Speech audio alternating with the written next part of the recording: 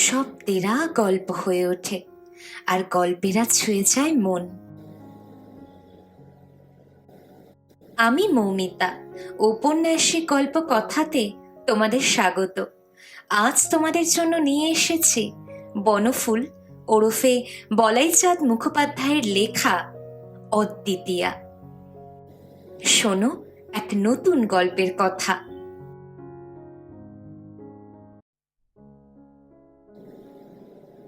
বেশ ছিলাম। আপিসে সাহেব এবং গৃহে মা ষষ্ঠী আমার প্রতি সদয় ছিলেন। সাহেব আমার মাহিনা বাড়াইয়াছেন এবং মা ষষ্ঠী আমার সংসার বাড়াইতেছিলেন। আমার পিতৃমাতৃকুলে আর কেহ ছিল না। উত্তরাধিকার সূত্রে কিছু টাকাও জুটিয়া গিয়াছিল। খাঁসা ছিলাম। প্রভাবতী অর্থাৎ আমার গৃহিণী গড়ে বছরে 1.5টি করিয়া সন্তান প্রসব করিয়া 4 বৎসরেই আমাকে 6টি পুত্রকন্যার মালিক করিয়া তুলিয়াছিলেন। মাঝে মাঝে 2 বার যমজ হয়। এ সম্বন্ধীয় প্রজাবৃদ্ধি সত্ত্বেও কোনো অভাব ছিল না। হঠাৎ কিন্তু বেকুব বনিয়া গেলাম। 5ম বর্ষের গৃহিণী তাহার স্বাভাবিক গর্ভভার বহন করিতেছিলেন।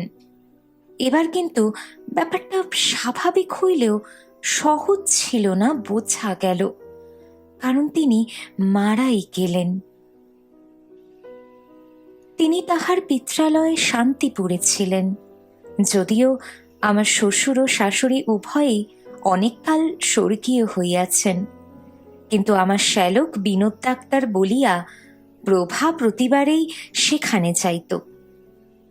বিনোদ লিখিতেছে, হঠাৎ এক্লেপসিয়া হইয়া দিদি 3-4 ঘন্টার মধ্যেই মারা গেলেন।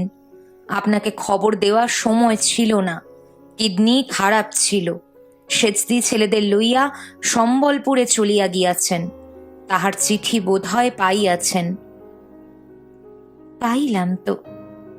তিনি লিখিতেছেন, কি করিবে বলো ভাই, সবই অদৃষ্ট। তোমার ছেলে মেয়েরা এখন আমার কাছে কিছুদিন থাকুক। আমি তো বাজা মানুষ, আমার কোনো অসুবিধে হইবে না। ছেলেরা ভালোই আছে, কোনো ভাবনা করিও না। ইতি। কিংকর্তব্য বিমূঢ় হইয়া ছুটির দরখাস্ত করিলাম। কপাল গুণে আমার সাহেবও বদলি হইয়া গিয়াছিলেন। ছুটি সুতরাং মঞ্জুর হইল না।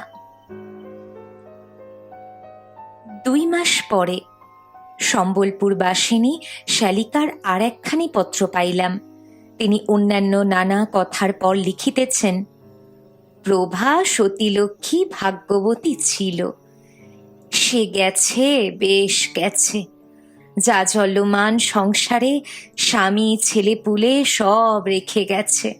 কিন্তু তোমার তা বলে সংসারটা ছাড়খাড় করা তো ভালো দেখায় না, উচিত নয়। আমার কথা শোনো, আবার বিয়ে করো। এখানে একটি বেশ ডাগর মেয়ে আছে। যদি তোমার ইচ্ছে হয় বলো, সম্বন্ধ করি। আমার তো মেয়েটিকে বেশ পছন্দ, তোমার নিশ্চয়ই পছন্দ হবে। ইত্যাকার নানা রূপকথা। 7 দিন ভাবিয়া, অর্থাৎ 1 টিন চা ও 5 টিন সিগারেট নিঃশেষ করিয়া আমি চিরন্তন সমস্যার যে মীমাংসা করিলাম, তাহা মোটেই অসাধারণ নয়। শেষ দিকে যে পত্র দিলাম তাহা অংশত এইরূপ, বিয়ে করতে আর ইচ্ছে হয় না। প্রবার কথা সর্বদাই মনে পড়ে।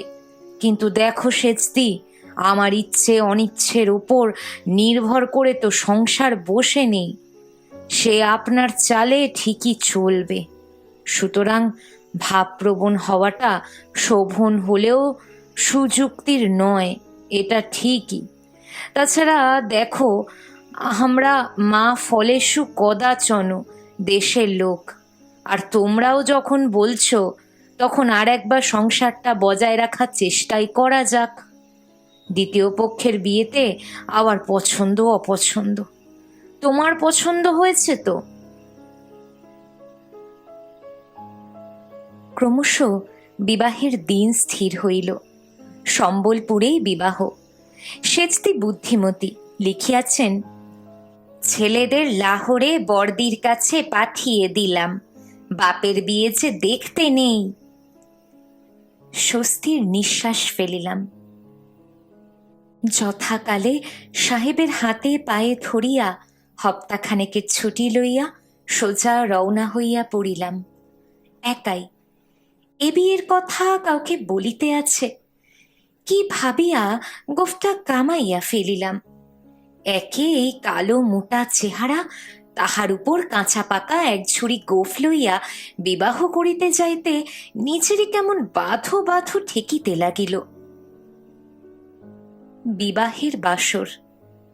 ওই অবগুণ্ঠিতা চেলিপড়া মেয়েটি আবার আমার সঙ্গিনী হইতে চলিয়াছে। প্রভাকেও একদিন এইভাবেই পাইয়াছিলাম, সে কোথায় চলিয়া গেল। আজ আবার আর একজন আসিয়াছে, ইহার কিডনি কেমন কে জানে। নানারূপ এলোমেলো কথা মনে আসিতে লাগিল। প্রভার মুখ বারবার মনে পড়ে। ছেলেগুলো না জানি এখন কি করিতেছে, মৃত্যুর পরও কি আত্মার সত্যি থাকে। এই মেয়েটি বেশ জড়সড় দেখিতেছি, কিন্তু ভারী জড়সড় হইয়া বসিয়াছে, একেবারে মাথা নিচু করিয়া। আচ্ছা, প্রভার আত্মা যদি ঘৃণামি যন্ত্রচালিতবৎ বিবাহ অনুষ্ঠান চলিতে লাগিল। শুভদৃষ্টির সময় মেয়েটি কিছুতেই ঘুমটা খুলিল না। সেচতি বলিলেন, ভারী লাজুক, বাসর ঘরেও শুনিলাম ভারী লাজুক।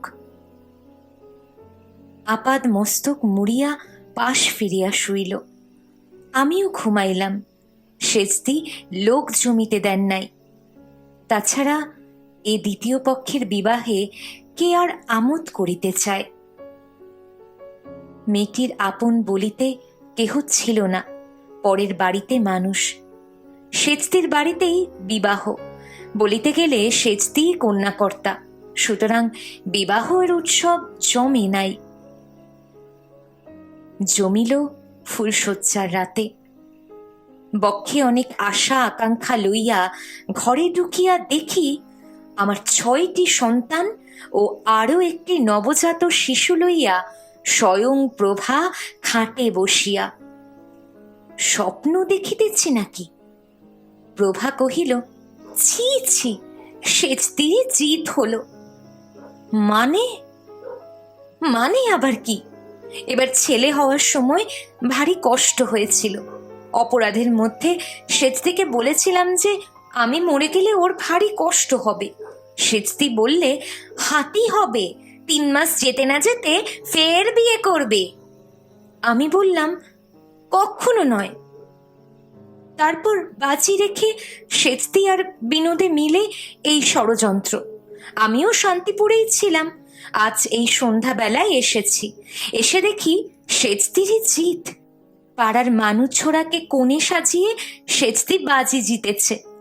100টি টাকা দাও এখন। ছি ছি, কি তোমরা অমনি গোপ্তা কি বলে কামালে? আমার অবস্থা অবর্ণনীয়। পরদিন প্রভাতে সেচতির পাওনা চুকাইয়া দিয়াছি।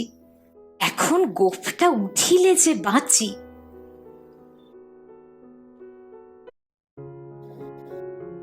শেষ হলো আজকের গল্প অদ্বিতীয়া। লিখেছেন বনফুল ওরফে বলাই চাঁদ মুখোপাধ্যায়। অবশেষে প্রভাবতীর মৃত্যুটা নিছকই এক নাটক ছিল। আসলে তার ভালোবাসাকে সে যাচাই করে নিতে চেয়েছিল, কিন্তু বাস্তবতার কাছে সে হেরে যায়। গল্পের শেষে হাস্যরস থাকলেও কোথাও না কোথাও প্রভাবতীর মনে লুকিয়ে থাকা কষ্ট বা অভিমান দেখা যায়। গল্পেরা শুধু শোনা যায় না, অনুভব করতে হয়। আর সেই অনুভূতি তোমাদের সঙ্গে ভাগ করে নিতে আমি আছি উপন্যাসিক গল্পকথাতে। এই গল্প যদি সত্যিই তোমাকে ছুঁয়ে যায়, একটা লাইক দিও, কমেন্টে তোমার মতামত জানাও, আর প্রিয়জনদের সঙ্গে শেয়ার করো। সাবস্ক্রাইব করে বেল আইকন অন করো, যেন পরের গল্পের প্রথম শ্রোতা তুমিই হও। আজকের মতো এখানেই শেষ, কিন্তু গল্পেরা তো শেষ হয় না, তারা নতুন করে জন্ম নেয় প্রতিবার। তাই আবার দেখা হবে নতুন গল্পে। ধন্যবাদ।